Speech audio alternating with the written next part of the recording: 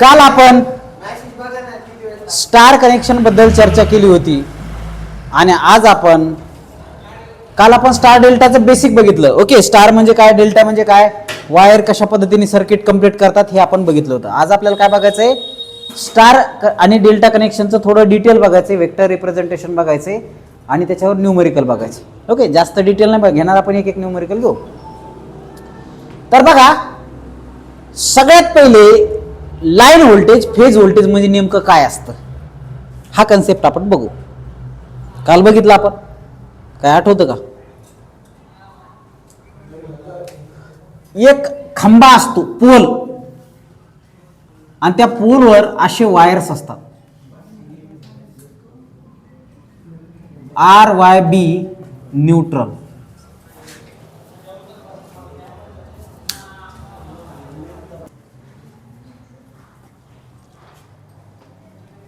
तर हे बघितलं तुम्ही की एक खांबा असतो, त्याच्यावर आर वाय बी आणि न्यूट्रल असे 4 वायर असतात.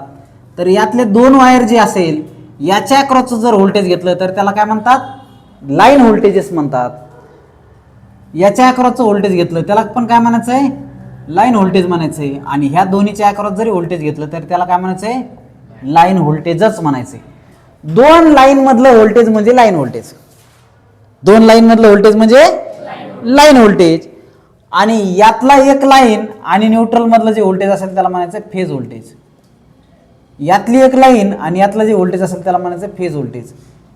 यातली एक line with respect to neutral असेल तर ते काय झालं, फेज व्होल्टेज. तर बघा इथे डेफिनेशन लिहिली, लाईन व्होल्टेज द व्होल्टेज और सप्लाय व्होल्टेज और पोटेन्शियल अक्रॉस 2 लाईन, 2 लाईन मधलं जे पोटेन्शियल आहे त्याला आपण काय म्हणतो, लाईन व्होल्टेजेस म्हणतो. आणि एक line with respect to neutral जे व्होल्टेज असेल त्याला आपण काय म्हणतो, फेज व्होल्टेज म्हणतो. इथपर्यंत समजलं? पुन्हा एकदा सांगतो, या अशा ज्या लाईन्स आहेत त्यातलं 2 लाईन मधलं व्होल्टेज जे आहे त्याला आपण काय म्हणतो, लाईन व्होल्टेजेस म्हणतो. मग याच्या अक्रॉसचं व्होल्टेज किती, लाईन व्होल्टेज. याच्या अक्रॉसचं व्होल्टेज किती, लाईन व्होल्टेज. या दोनच्या अक्रॉसचं व्होल्टेज किती, लाईन व्होल्टेज. पण विथ रिस्पेक्ट टू न्यूट्रल जर आपण व्होल्टेज घेतलं याला आपण फेज व्होल्टेज म्हणतो, किंवा ह्या दोनच्या अक्रॉसच्या व्होल्टेजला फेज व्होल्टेज म्हणायचं, या दोनच्या अक्रॉसच्या व्होल्टेजला फेज व्होल्टेज म्हणायचं. समजलं? कोणा समजलं रे? Okay, tested. चला आता बघा, phase voltage, a single winding phase voltage, single winding और single phase voltage with respect to neutral, त्याला म्हणायचं फेज व्होल्टेज. आता 2 मिनिटं लक्ष द्या.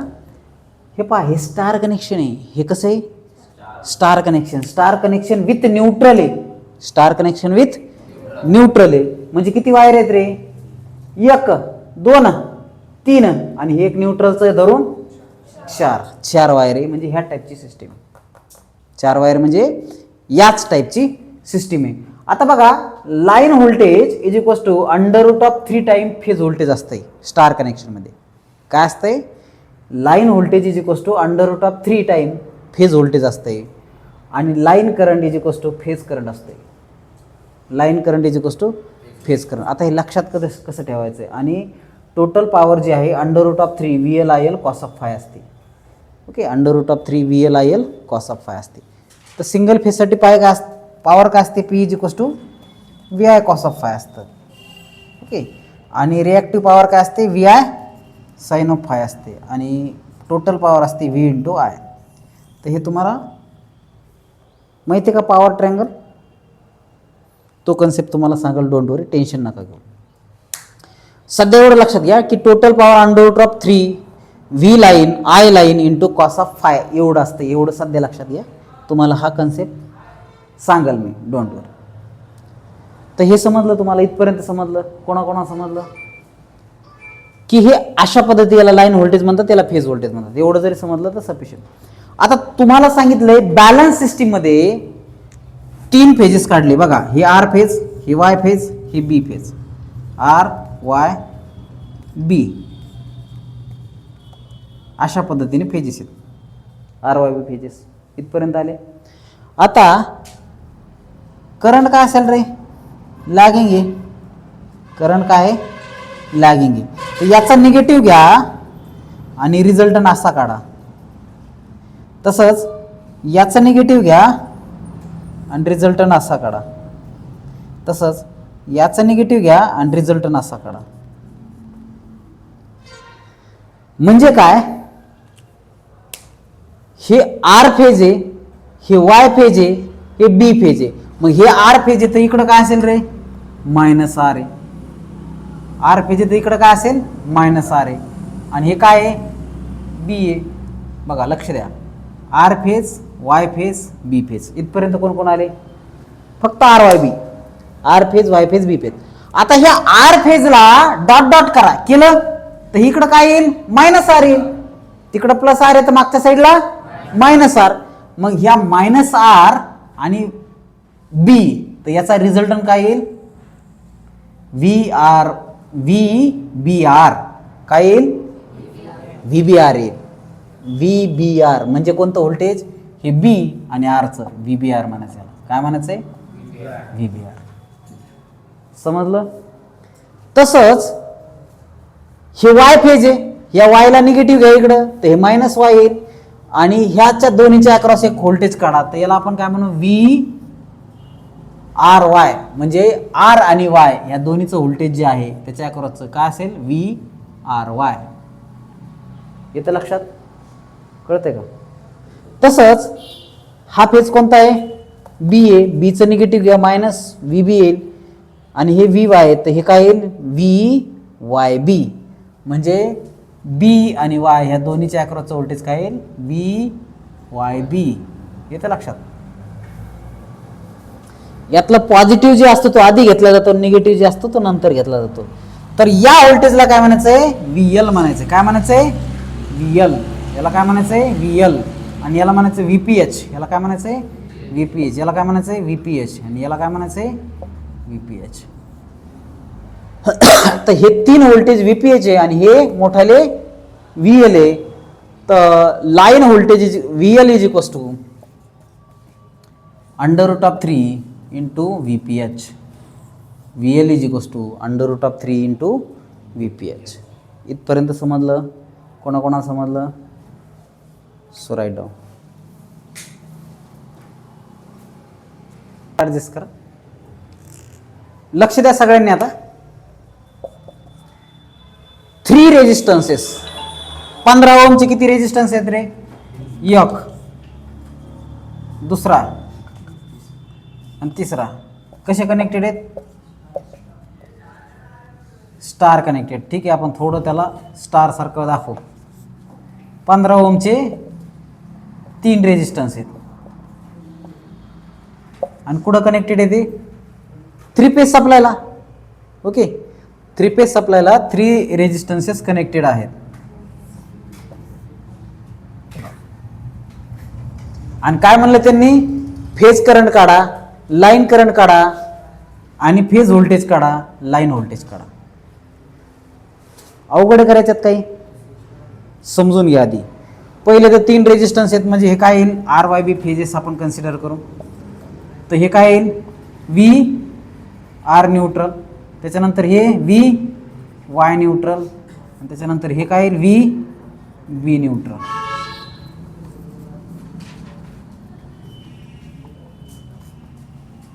ओके, तर हे न्यूट्रल न्यूट्रल झालं. आता बघा, ह्या 2 लाईन मधलं व्होल्टेज घेऊ आपण. ह्या 2 लाईन मधलं हे डॉट डॉट डॉट डॉट, हे काय रे, V R Y. V R Y झालं. त्याच्यानंतर हे काय रे, V R B, V R B. आणि त्याच्यानंतर हे काय रे, व्ही वाय बी.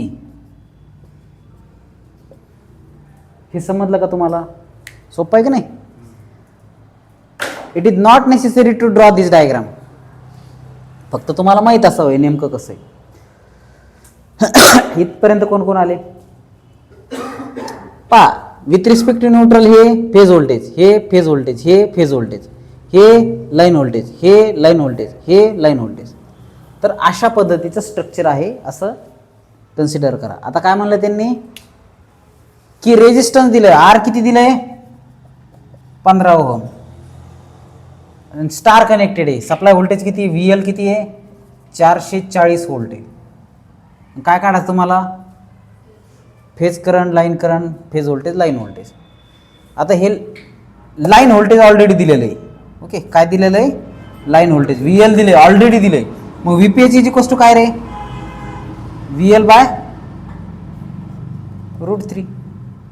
हे पहा, VL is equal to √3 VPH, म्हणजे VPH इज इक्वल टू काय? VL by √3. मग VL किती रे? 440 भागिले √3 किती आलंय? 254.93 काहीतरी येतं. किती? बघा बरं, काहीतरी येते तेच.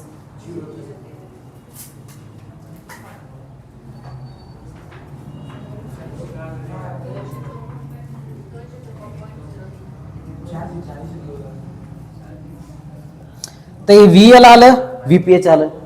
आता काय करायचंय? IPH काढायचं. IPH इज इक्वल टू काय रे? VPH divided by ZPH. ZPH म्हणजे RPH. VPH divided by RPH is equal to VPH किती रे? 254.03 डिवायडेड बाय RPH किती? 15. किती आलंय?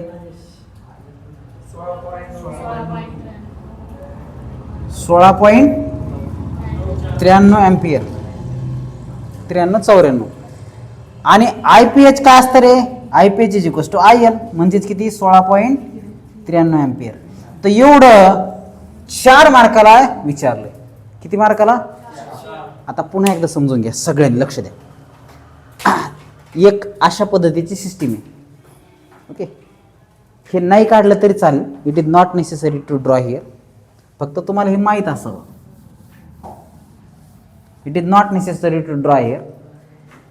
काय? 3 रेजिस्टन्सेस 15 ओहम चे प्रत्येक 3 रेजिस्टन्सेस स्टार कनेक्टेड आहेत. ते 3 फेजला सप्लायला कनेक्टेड आहे. आता काय म्हणलंय त्यांचं आहे की फेज करंट दिलाय, सॉरी VL दिलंय. काय दिलंय? फक्त VL. म्हणजे VL किती आहे? 440 व्होल्ट. आणि काय काढायचंय? टू फाइंड फेज करंट म्हणजे काय? IPH. लाईन करंट म्हणजे काय? IL. हे VL आणि हे VPH. एवढं काढायचंय. R is equal to 15 ohm, VL is equal to 440 already दिलेलं आहे. आलं, हे संपला विषय. त्याच्यानंतर VPH इज, बघा तुमच्याकडे फॉर्म्युला काय आहे? VPH is equal to √3 VL हा फॉर्म्युला आहे.